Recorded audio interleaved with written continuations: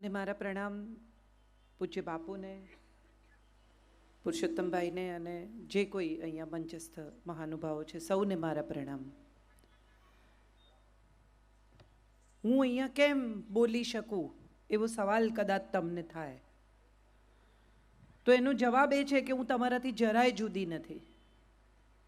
હું પણ માં છું, હું પણ દીકરી છું, હું પણ વહુ છું. મને પણ ઘરે બટાકા ખૂટી ગયા છે અને ખાંડ નથી આવી ચિંતા હોય જ છે. મારા ઘરે પણ મહેમાન આવે તો એકદમ દોડીને મારે બધા કામ છોડીને પહોંચવું જ પડે. મારા ઘરનો કોઈ પ્રસંગ હોય તો મારે કામ છોડીને ત્યાં હાજર રહેવું જ પડે. હું તમારાથી કંઈ જુદી છું, કંઈ બહુ મહાન છું, કંઈ બહુ ગ્રેટ છું એટલે અહીંયા ઊભી છું એવું નથી. હું અહીંયા ઊભી છું એનું એકમાત્ર કારણ એ છે કે મારે જે કરવું છે એમાં મેં વિશ્વાસ રાખ્યો છે. મારી શ્રદ્ધા સાથે, મારી મહેનત સાથે હું અહીંયા પહોંચી છું. અને મને હંમેશા એવું લાગે છે કે સ્ત્રીઓમાં જો કંઈ ખૂટતું હોય ને તો એ શ્રદ્ધા છે. અંધશ્રદ્ધા બહુ છે આપણામાં. સ્વામીઓને પગે લાગવાનું, ઉપવાસ કરવાના, રાશિ ભવિષ્ય વાંચવાના. છાપામાં બધા રાશિ ભવિષ્ય વાંચે. કેટલા લોકો વાંચે છે? ચલો કહો જો મને. સાચું હા, દિલથી. કેટલા વાંચે છે? ઊંચો કરો, વાંધો નહીં, એમાં કંઈ ડરવાનું નથી. કોઈ નહીં, હું નથી માનતી.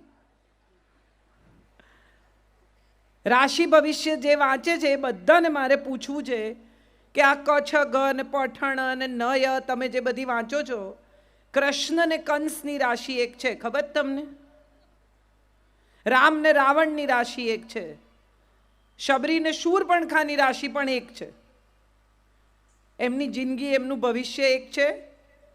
હા કે ના? તો કેમ વાંચો છો? ના વાંચો.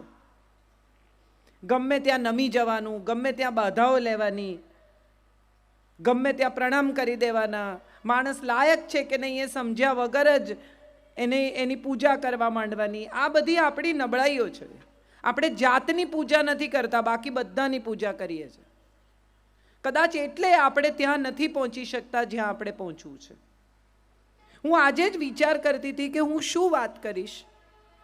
મારે શરૂઆત એક એવી વાતથી કરવી છે કે જે મારી પોતાની જિંદગીની વાત છે. હું એક જ દીકરી મારા મા બાપની. અમારું 3 જ જણનો પરિવાર. મારા પપ્પાને બહુ માણસો ગમે નહીં, અમે બહુ બહાર જઈએ નહીં, અમારી સાથે કોઈ બહુ એવા સંબંધો નહીં. પરણીને ગઈ તો એટલો બધો મોટો પરિવાર કે એમ કે ખાલી ઘરના લોકો જમવાના છે તો 35 જણા ભેગા થઈ જાય. એવા ઘરમાં હું પરણીને ગઈ ને મારા વડસાસુનો સ્વભાવ ભયાનક ખરાબ. મારા સાસુ બિચારા સતત એમને સાંભળે, મને તો કંઈ કહે નહીં પણ એમને કહે. ને એક દિવસ મારાથી કહેવાઈ ગયું મમ્મીને કે તમે કેમ જવાબ નથી આપતા, ખોટે ખોટા હેરાન થાવ છો, એકવાર કહો તો ખરા. અને ત્યારે મમ્મીએ મને બહુ સરસ વાત કહી કે હું તો પરણીને આવીને ત્યારેથી મેં ફોન મૂકી દીધો છે, એકલા જ બોલે છે.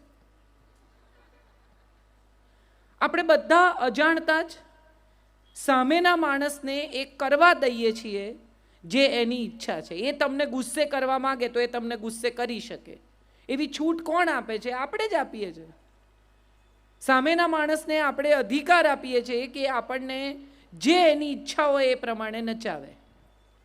એ ઈચ્છે તો આપણે સુખી, એ ઈચ્છે તો આપણે દુઃખી, એ કહે તો આપણે રૂપાળા, એ કહે તો આપણે ખરાબ. ટીવીમાં કેટલી બહેનો અહીંયા ટીવી જુએ છે? એમાં તો હાથ ઊંચો કરો ડર્યા વગર. Very good. મને એક વાત કહો કે ટીવીમાં જે જાહેરાતો આવે છે એ શેની આવે છે? ગોરા થાવ, પાતળા થાવ, વાળ કાળા રાખો, ચામડી ટાઈટ કરો, યંગ દેખાઓ, યુવાન દેખાઓ, એ સિવાયની કોઈ જાહેરાત આપણે જોઈએ છે? આપણને એવું જ શીખવવામાં આવે છે કે જો આપણે રૂપાળા છીએ તો જ આપણને કોઈ માણસ પસંદ કરશે અથવા આપણે કોઈને ગમીશું. આપણે જ્યારે શબ્દ વાપરીએ છીએ ત્યારે કયો વાપરીએ છીએ? છોકરી જોવા જાય છે. 10-10 રૂપિયાની ટિકિટ રાખવી જોઈએ મા બાપે જો જોવા આવતા હોય તો. હા કે ના? તમે વિચાર કરો કે છોકરી જોવા આવે એટલે મા બાપ પણ છોકરીને રૂપાળી કરીને, તૈયાર કરીને, ફેશિયલ કરાવીને, વાળ સીધા કરાવીને, બ્યુટી પાર્લરમાં મોકલીને રજૂ કરે. રોજ 24 કલાક સાસરે ગયા પછી આવી દેખાવાની છે? હા કે ના? તો શું કામ એને એવી બનાવીને રજૂ કરો છો જેવી એ છે નહીં? સાદી સીધી સરસ છોકરી, પ્રેમાળ, ખુલ્લું હસી શકે, સાવ નાની હોય ત્યારથી એને શીખવે. જોરથી હસવાનું નહીં, કોઈની સાથે આમ વાત નહીં કરવાની, પગ નીચા રાખીને બેસ. આવું કશું પણ આપણે આપણા દીકરાને શીખવીએ છીએ? જોરથી હસવાનું નહીં, સ્ત્રી સાથે આમ નહીં, છોકરીની મજાક નહીં કરવાની, છોકરી સાથે આવી રીતે નહીં વર્તવાનું, આવું કંઈ આપણે આપણા દીકરાને શીખવતા નથી. કેટલી બધી મમ્મીઓ આજના જમાનામાં એવું કહે છે કે અમે દીકરીને દીકરાની જેમ મોટી કરીએ છીએ, કહે છે. પણ કોઈ મમ્મી એવું કહે છે કે હું દીકરાને દીકરીની જેમ મોટો કરું છું? કેમ? દીકરો એક કપ ચા બનાવી લે, કે દીકરો 2 વાસણ ઘસી લે, કે દીકરો ઘરમાં પોતાનો પલંગ સરખો કરી લે, કે પોતાનું કબાટ સરખું કરી લે, આવું કેમ આપણે ન શીખવીએ? એની પત્ની પર થોડોક બોજ ઓછો થાય એવું જે સાસુ શીખવે ને એને એની પત્ની ખૂબ ખૂબ ખૂબ આશીર્વાદ આપે. હા કે ના? હા પાડો છો. કરતા કંઈ નથી. બધા અહીંયા આવ્યા છે, સાંભળશે મને, પુરુષોત્તમભાઈને, બાપુને. બહુ સારું બોલ્યા હો, આટલું કહેશે, જમશે ને ઘેર જશે. હા કે ના? હા કે છે, બોલો. હા કહો છો? ના તો પાડો કમસે કમ. ભલે નહીં કરતા મારું કહ્યું, પણ ના તો પાડો. મોઢે જ હા કહો છો. મારે જે વાત તમને કહેવી છે ને એ છે, બહુ બધા લોકો તમને શાસ્ત્રોની વાત કરશે, બીજી વાત કરશે.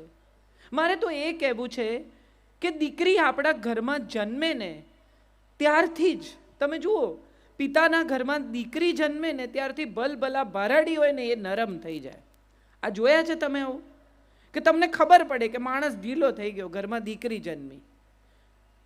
એનું કારણ એ નથી કે એણે દીકરીને પાર્કે ઘેર મોકલવાની છે, એનું માથું નીચે થવાનું છે, એણે આમ કરવાનું છે. એનું કારણ એ છે કે દીકરી પોતે જ એક કોમળતા છે.